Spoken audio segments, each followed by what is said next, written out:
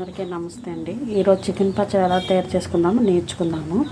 First starting kilo chicken తీసుకోవాలండి. KG chicken దాన్ని శుభ్రంగా కడిగి దాంట్లోని ఒక 3 స్పూన్లు సాల్టు, సరిపడంత ఒక 2 స్పూన్లు పసుపు వేసుకోవాలండి. వేసుకున్న తర్వాత కాసేపు ఉంచాలండి, ఒక హాఫ్ అన్ అవర్ ఉంచిన తర్వాత నూనెలో డీప్ ఫ్రై చేసుకోవాలండి. చేసుకున్న తర్వాత లవంగ మొగ్గలు, దాల్చిన చెక్క, యాలకులు, ధనియాలు, జీలకర్ర, కొంచెం మెంతులు వేసుకొని ఫ్రై చేసుకొని అది పొడి చేసుకోవాలండి.